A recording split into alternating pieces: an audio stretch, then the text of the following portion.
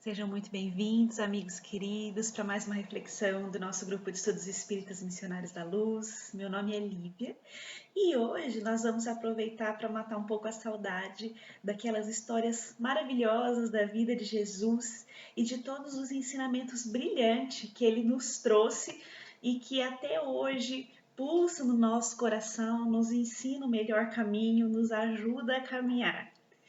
E esse conto que eu trouxe para a gente refletir hoje, ele está no livro Contos e Apólogos de Irmão X, é psicografia do Chico Xavier e se chama A Divina Visão. E lá nos conta Irmão X que muitos anos orara, rezara, certa devota, implorando uma visão do Senhor. Mortificava-se. Aflitivas penitências como que quebravam seu corpo e sua alma. Exercitava não somente rigorosos jejuns, confiava-se a difícil adestramento espiritual e entesourara no íntimo preciosas virtudes cristãs. Em verdade, a adoração impelira ao afastamento do mundo.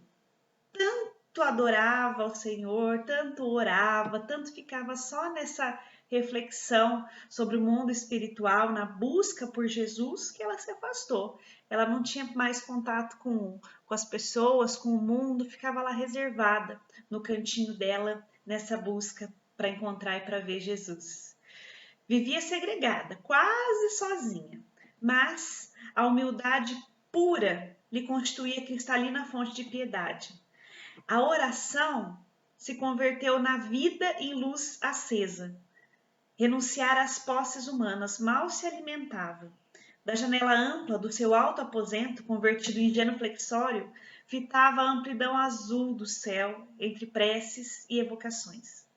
Muitas vezes notava que largo rumor de vozes vinha de baixo, da via pública, da rua mesmo, né?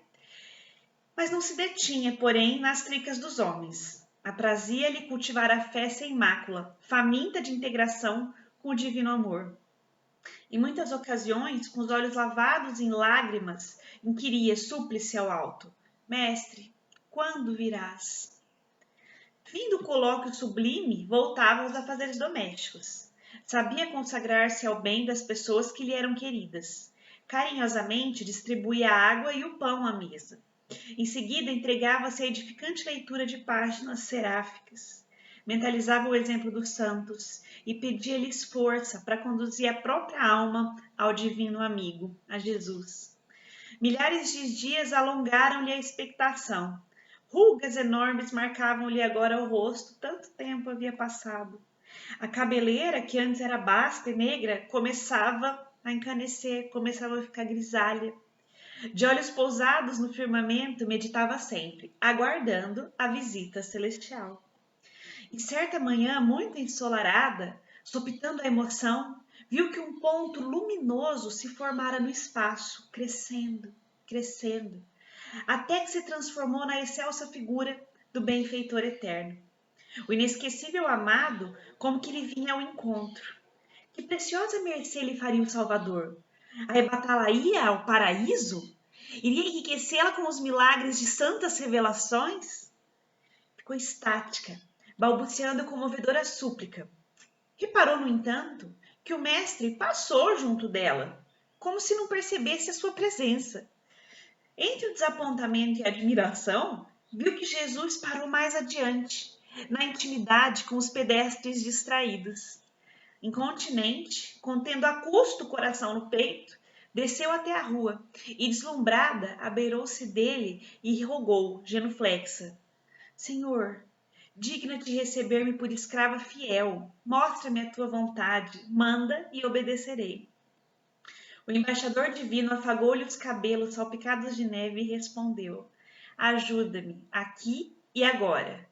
Passará dentro em pouco o pobre menino recém-nascido. Não tem pai que o ame na terra e nem lar que o reconforte. Na aparência é um rebento infeliz de apagada mulher. Entretanto, é valioso trabalhador do reino de Deus, cujo futuro nos cabe prevenir. Ajudemo-lo, bem como a tantos outros irmãos necessitados, aos quais devemos amparar com o nosso amor e a nossa dedicação. Logo após, por mais que se esforçasse, ela nada mais viu. O mestre como que se fundira na neblina esvoaçante. De alma renovada, porém, aguardou o momento de servir. E quando a infortunada mãe apareceu, sobraçando um anjinho enfermo, a serva do Cristo socorreu-a, de pronto, com alimentação adequada e roupa agasalhante. Desde então, a devota transformada não mais esperou por Jesus, imóvel e zelosa na janela do seu alto aposento. Depois de prece curta, descia para o trabalho a multidão desconhecida, na execução de tarefas aparentemente sem importância, fosse para lavar a ferida de um transeunte, para socorrer uma criancinha doente ou para levar uma palavra de ânimo ou consolo. E assim, procedendo radiante, tornou a ver, muitas vezes, o Senhor que lhe sorria reconhecido. História maravilhosa, né? De irmão X, que veio nos lembrar sobre aquilo que é importante, né? Tantas e tantas vezes a gente se perde aí ao longo da nossa caminhada, achando que a conquista dos céus, né?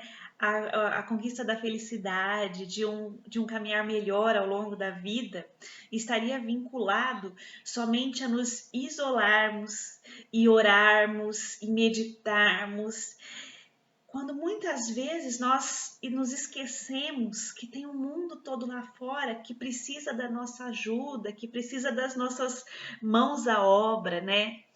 E como a gente vê por essa história, a gente tem que tomar cuidado para não se confundir, achando que então a gente tem que abandonar a oração, a meditação, não é nada disso. Nós percebemos pela história que a importância de nós agirmos, além de nós orarmos, além de nós meditarmos. A gente sabe que é muito importante a gente ter aquele momento de reflexão em que a gente fica lá sozinho no nosso quartinho, orando, pedindo a Deus, meditando, buscando olhar para dentro e saber quem nós somos. Mas o problema é quando nós estacionamos nisso e esquecemos de nos colocar a serviço do Mestre Jesus, né? E o que seria esse serviço? A gente às vezes fica pensando que seriam coisas grandiosas, milagrosas, diferentes, e por essa história a gente entende que não, que o serviço que ele nos pede reside nas coisas simples da vida, naquilo que está ao nosso alcance naquele momento. Seja socorrer, auxiliar alguém que passa ali pela nossa vida de alguma forma, seja através de boas palavras, porque quando a gente fala em caridade, em servir ao bem, a gente às vezes também se confunde pensando muito no auxílio material apenas, que também é importante. Mas aí a gente às vezes pensa, no momento eu não tenho como auxiliar materialmente, eu não tenho o que fazer. E essa história vem falar pra gente que não, que todos nós temos muito a fazer. Nos momentos em que temos condições de dar um auxílio material, a gente pode dar. Nos momentos em que a gente não tem condições de dar esse auxílio, mas que a gente tem a possibilidade de auxiliar um enfermo, a gente pode fazer. Nos momentos em que nós não temos nenhuma possibilidade nem outra, mas que a gente pode conversar com uma pessoa aflita e trazer consolo, trazer auxílio, trazer esperança, ajudar aí a fortalecer a fé, a trazer o amor na vida dessas pessoas, a gente pode fazer. E isso sempre está ao alcance de todos nós, né? Trazer esperança, trazer amor. Isso depende muito da nossa vontade e da nossa disposição de nos colocarmos aí a serviço do bem, a serviço de Jesus. E fica aí esse convite, essa reflexão para todos nós, né? O que Jesus espera de cada um de nós? E quando a gente fala isso, é difícil a gente virar santo aí do dia para a noite, né? Mas também não é esse o convite, porque o mestre sabe que entre a semente até a formação da planta, da árvore e a frutificação é necessário tempo. Mas é necessário que nos ponhamos a trabalhar ao longo desse percurso, desse tempo, para frutificarmos, para florirmos aonde estejamos, qualquer seja o lugar. Então fica aí esse convite Mesmo que a gente erre, que às vezes a gente desperdice essas oportunidades, e nós fazemos isso várias vezes na nossa vida. Às vezes nós somos ríspidos sem necessidade, às vezes nós perdemos a oportunidade de auxiliar alguém, às vezes a gente perde a oportunidade de sermos amorosos e caridosos com alguém. Todos nós escorregamos ao longo aí da nossa vida em algum momento nessas situações. Mas daí fica a questão de nós buscarmos nos vigiarmos e começarmos a errar dessa maneira cada vez menos, né? Vigilância para conosco, para que a gente consiga conquistar aquilo que nós queremos na nossa vida, aquela melhoria interior, né? Aquele encontro com o eu e aquela situação em que nós conseguimos desenvolver essa através da nossa vontade e do trabalho pelo tempo, essa harmonia, né?